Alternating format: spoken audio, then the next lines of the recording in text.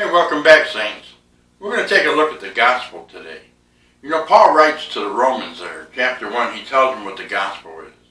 He says the gospel is the power of God unto salvation. He says to those who believe, to the Jew first and also to the Greek or the Gentile. He says, for in it, the gospel, the righteousness of Christ is revealed from faith to faith, as it's written, the just or the righteous man shall live by faith. He's quoting out of Habakkuk 2, verse 4. But then he says in verse 18, for the wrath of God is revealed from heaven against all ungodliness and unrighteousness of men who suppress the truth in unrighteousness.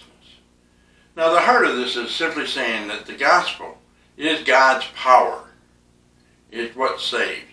And normally when we think of the gospel, we're just thinking of salvation in ourselves and human beings. We're going to be saved so we don't have to burn in hell and that we have eternal life.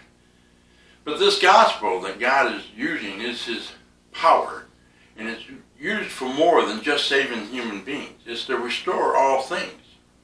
Sin had entered the universe, not just on earth, but in heaven with Satan when he rebelled. And so God is doing all things to restore the way the world was before sin came in. And this is his power. The power, Paul says, is manifested or made known, shown to the world through God's justice, his righteousness. Because God is a just God, his power is shown in the gospel. It has power.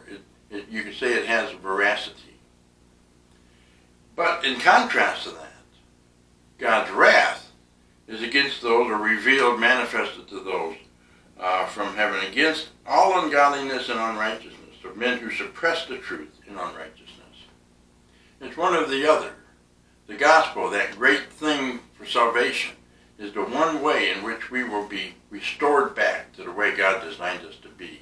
And if we reject so great a gift, all that's left is God's wrath. But the thing is that this thing culminates in world history.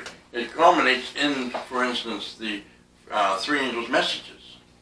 There in Revelation 14.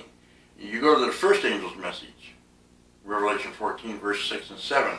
And there it says, and I saw another angel flying in mid-heaven, having an eternal gospel to preach to those who live on the earth and to every nation and tribe and tongue and people. And he said with a loud voice, fear God and give him glory, because the hour of his judgment has come. Worship him who made the heaven and the earth and sea and springs of water. And so in this declaration is not just the gospel that goes forward, but a declaration that God is restoring justice in an unjust world.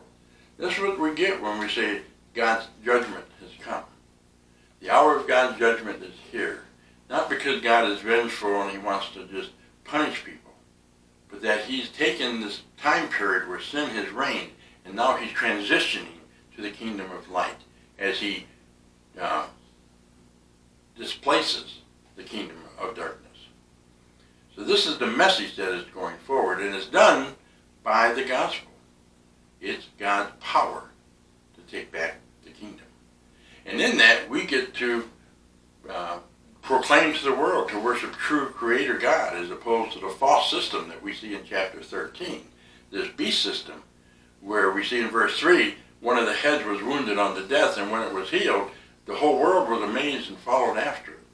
This false religion the world thinks is true. You and I get to proclaim the true Creator God in this first angel's message and call the world to worship him. And that God is transitioning to the kingdom of light.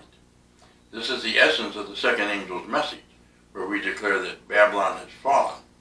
It's not just a declaration of Babylon's demise, but of God's triumph. The city of God, God's kingdom, has triumphed over the kingdom of darkness. All things are restored. In the end, we win. And you and I get to proclaim this message. Will you proclaim it with me as we go into the world and enlarge the kingdom and prepare for Jesus to come back?